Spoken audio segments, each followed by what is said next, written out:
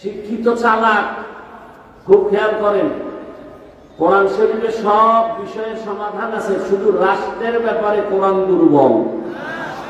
কি শিক্ষিত আল্লাহর বান্দারা, রাষ্ট্রের ব্যাপারে কোরআন দুর্বল। রাসূল রাষ্ট্র চালাইছেন, আবু বকর রাষ্ট্র চালাইছেন, ওমর ফারুক রাষ্ট্র চালাইছেন, ওসমান আলী রাষ্ট্র চালাইছেন। রাষ্ট্র চালানোর নাম রাজনীতি, আর চুরি করা দুর্নীতি করার নাম ধান্দাবাজি। যারা কয় ইসলামে রাজনীতি নাই, তারা কি বুঝাইল যে ইসলাম সব দিক থেকে পারফেক্ট, রাষ্ট্রের ব্যাপারে দুর্বল। ভালো করে লিখে রাখো, ঘরের দরজায় টানায় রাখো, পৃথিবীর শ্রেষ্ঠ রাজনীতির কিতাবের নাম কোরআন। ঘরের দরজায় লিখে টানাও, কামে লাগবে। পৃথিবীর শ্রেষ্ঠ রাজনীতিবিদদের শিক্ষক আমার রাসূল। পৃথিবীর শ্রেষ্ঠ রাজনীতির পার্লামেন্ট মসজিদে নববী। রাজনীতি রাসূল করেছেন। এই ময়দানটারে নাপাক করে ফেলেছে মদখোর, সুদখোর, দুর্নীতিবাজেরা। ওখান থেকে আলেমকে হাত দিয়া ধরে এই ময়দানকে পবিত্র বানাতে হবে, আর নাপাক করতে দেওয়া যাবে না। গাঞ্জা খাবে, সুদ খাবে, ঘুষ খাবে, জনগণেরটা খাইয়া মাইক লয়ে স্লোগান দিবে, কেউ খাবে কেউ খাবে না, তা হবে না। এই ধান্দাবাজি বন্ধ করতে হলে ওলামায়ে কেরামের হস্তক্ষেপ ময়দানে আসতে হবে। একটা ময়দানও নাপাক রাখা যাবে না। নাক টেনে ঘুমাও, দেশ স্বাধীন। মুসলমানের সন্তান ঘুমায়ও না, কাফনের কাফন রেডি রাখো। আন্দোলন আবার করতে হবে জালেমের বিরুদ্ধে। কোন জালেমকে কোন সুযোগ আর দেওয়া যাবে না। জীবন একবার না, মুসলমান বারবার দেয় ইসলামের জন্য। নাকে তেল লাগায় ঘুমাও, স্বাধীন। ঢাকা শহরে মহিলারা সাংবাদিক সম্মেলন করে আমরা দেহ ব্যবসার অধিকার আবার নতুন করে ফেরত চাই। আমেরিকা হা করে তাকায় আছে, বাংলাদেশের গ্রাস করে নিবে। পশ্চিমা ল্যাংটা উলঙ্গ বেহায়াপনা চালু করবে, উদ্বোধন করবে। তুমি নাক টেনে ঘুমাও, দেশ স্বাধীন। মুসলমানের সন্তান নাক টেনে ঘুমাবে সেদিন। এদেশের প্রত্যেকটা মাদ্রাসার মসজিদের মধ্যে বেনামাজি থাকবে না যেদিন।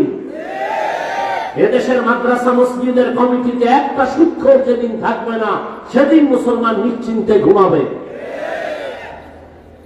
ও উম্মতেরা, আমি বিদায় হয়ে গেলাম, দুটা জিনিস তোমাদের কাছে রেখে গেলাম। যদি ধৈর্য রাখতে পারো, ঈমানও যাবে না, সম্মানও যাবে না। قال النبي صلى الله عليه وآله وسلم تركت فيكم أمرين لن تضلوا ما تمسكتم بهما كتاب الله وسنة رسوله। দুই জিনিস ধরে রাখ, জীবনে সম্মানও কমবে না, ঈমানও যাবে না। এক হলো আল্লাহর কোরআন, দ্বিতীয় হলো পয়গম্বরের আদর্শ সুন্নাত। ১৫০০ বছর পরে তাকাইয়া দেখো, যার কাছে কোরআন আছে, নবীর আদর্শ আছে, তার কাছে ঈমানও আছে, সম্মানও আছে।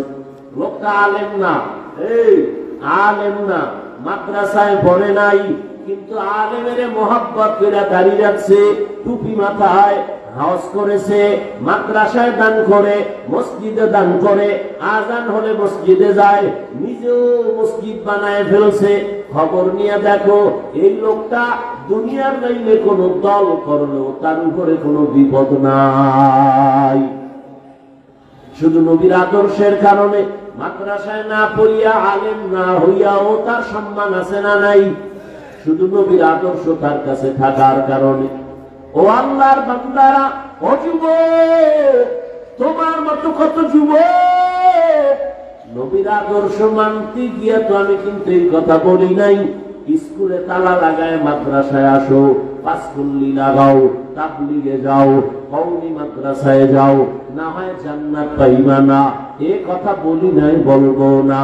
বরং আমি তোমাকে সাহস দিয়া দোয়াও করি, দোয়া কবুলের সময় এই মুহূর্তে বলতেছি, বাবা স্কুলে পড়ো আলহামদুলিল্লাহ, কলেজে পড়ো আলহামদুলিল্লাহ, চাকরি করো, ব্যবসা করো আলহামদুলিল্লাহ, ওইটারে তুমি ইবাদত বানায় চলো, দেখবা ডাক্তার হইয়াও জান্নাত রেডি, ইঞ্জিনিয়ার হলেও জান্নাতের পথ খোলা, ব্যবসায়ী যদি হও জান্নাতের পথ খোলা।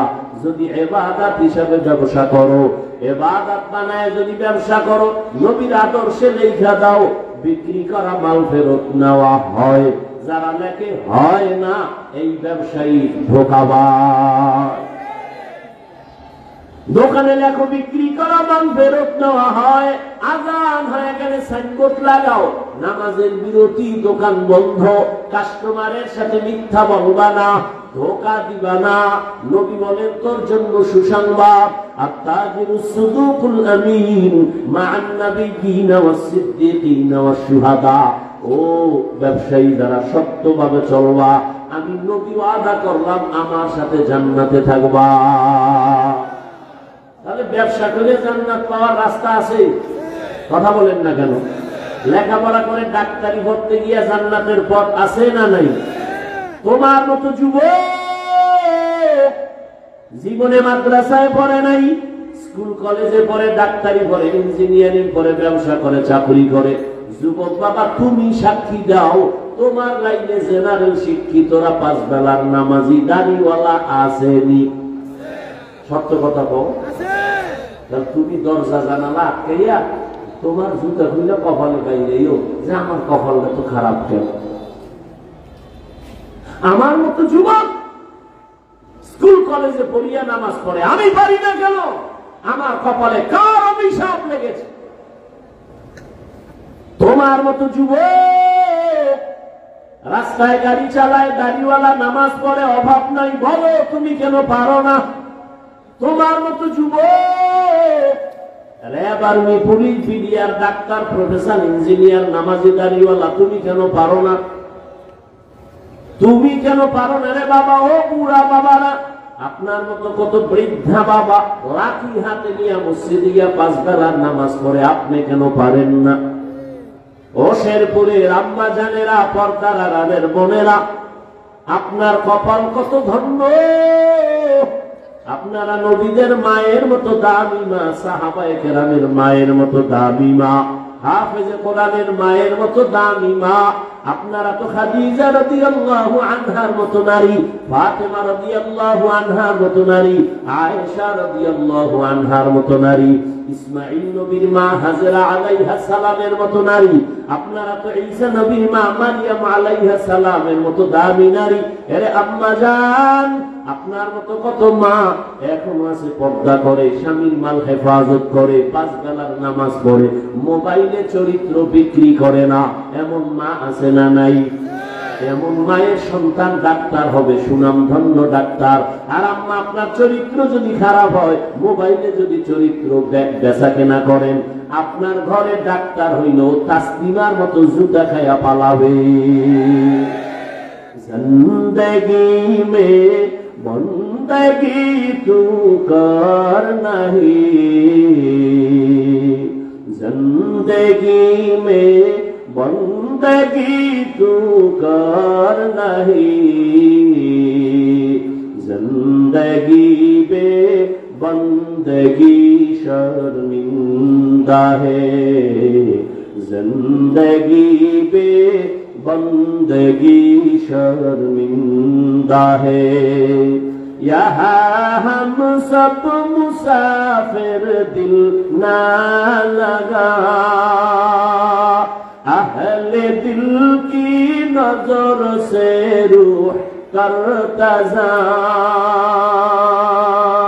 शाह दौलत सब फकीर घर नेक नेहे, शाह दौलत सब फकीर घर नेक नेहे, जिंदगी में बंदगी तू कर नहीं, जिंदगी में बंदगी शर्मिंदा है। এতক্ষণ আলোচনায় কি বুঝলেন? হুজুর না হইলে জান্নাত নাই।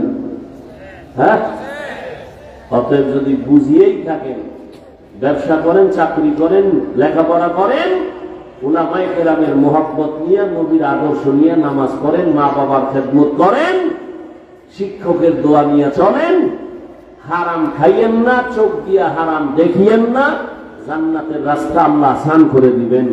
আল্লাহ আমাদের সবাইকে নবীজির আদর্শ নিয়ে চলার তৌফিক দান করেন, উলামায়ে কেরামের পরামর্শ নিয়ে চলার তৌফিক দান করেন, মা বাবা মুরব্বী শিক্ষক এদের দোয়া নিয়ে চলার তৌফিক দান করেন। আমি